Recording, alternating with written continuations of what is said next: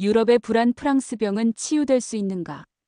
프랑스병 프랑스 디지즈이라는 표현은 정치 경제 사회 전반에서 프랑스가 겪는 구조적 문제들을 지칭하는 은유적 개념으로 자주 사용됩니다. 이는 단순한 질병이 아니라 프랑스 사회가 오랜 시간 동안 안고 있는 제도적 경직성, 과도한 복지 지출, 노동시장 경직성, 그리고 개혁 저항 문화 등을 통칭합니다. 모든 선진복지 국가들이 겪고 있는 공통적인 현상입니다. 프랑스병의 주요 증상. 프랑스병이란 표현이 등장한 배경에는 뚜렷한 사회 경제적 특성이 있습니다. 첫째, 높은 복지 지출입니다. 프랑스는 GDP 대비 사회복지 지출이 OECD 국가 중 가장 높은 수준으로 전체 GDP의 약 30% 이상을 사회보장제도에 사용합니다. 국민의 삶의 질은 높아졌지만 국가 재정 건전성은 심각하게 악화되었습니다. 둘째, 노동시장 경직성입니다. 강력한 노조와 까다로운 노동법은 해고를 어렵게 만들고 기업의 고용 유연성을 떨어려 결과적으로 청년 실업률이 높게 유지되고 기업 경쟁력에도 부담으로 작용한다.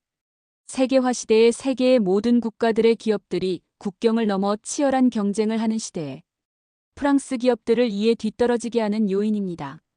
셋째, 개혁에 대한 강한 저항 문화입니다. 프랑스 사회는 상당히 보수적이고 국수주의적 문화를 가지고 있다고 합니다. 개혁에 저항하는 시위와 파업이 일상화되어 있고 정부가 연금 개혁이나 노동시장 개혁을 시도할 때마다 대규모 사회적 반발이 뒤따른다. 이는 정책의 일관성과 지속 가능성을 약화시키며 구조적 문제 해결을 지연시킵니다. 넷째, 정치적 양극화와 사회 불만이 팽배하고 있습니다.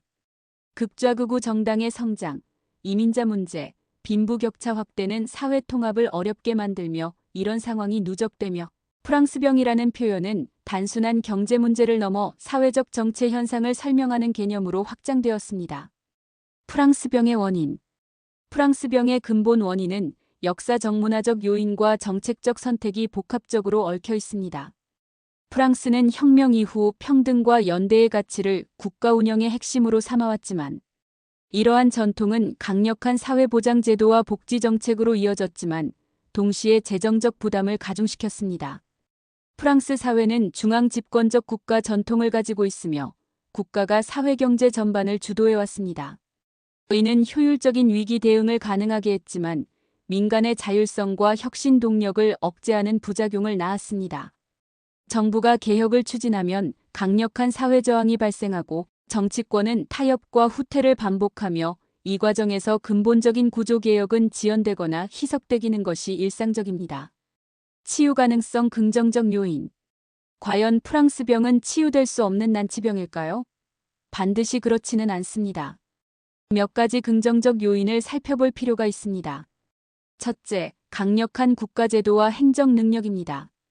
프랑스는 여전히 세계적 수준의 공공행정 능력을 보유하고 있어 위기 시 정부가 신속하게 대응할 수 있는 체계는 다른 유럽 국가들보다 강하다. 이는 개혁이 추진될 경우 빠른 제도적 실행이 가능함을 의미합니다.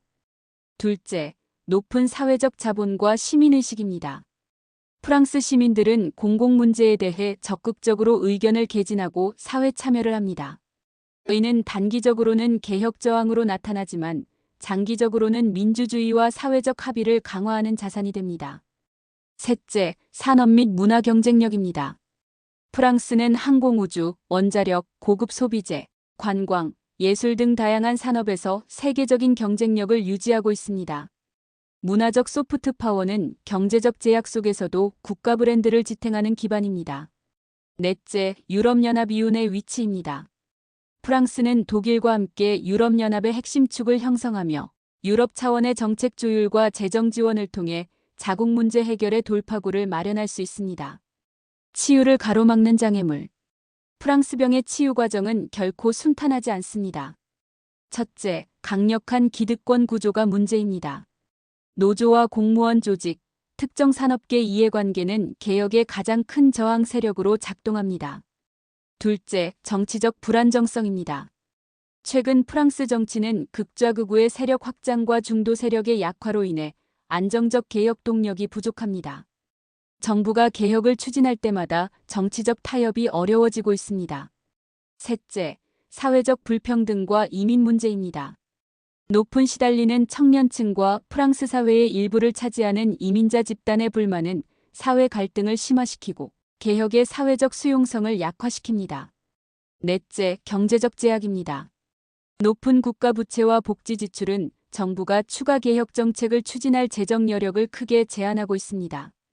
프랑스병 치유를 위한 조건. 프랑스병을 치유하기 위해서는 단순한 정책 조정이 아닌 전면적인 사회적 합의와 문화적 전환이 필요합니다. 복지제도의 지속 가능성 확보, 복지를 위한 무조건적 지출 확대가 아니라 효율성과 형평성을 강화해 재정을 안정화해야 합니다. 노동시장 유연화와 사회 안전망의 균형 해고와 고용을 쉽게 하되 실업자 재교육 및 사회 안전망을 강화해 전환 비용을 줄여야 합니다.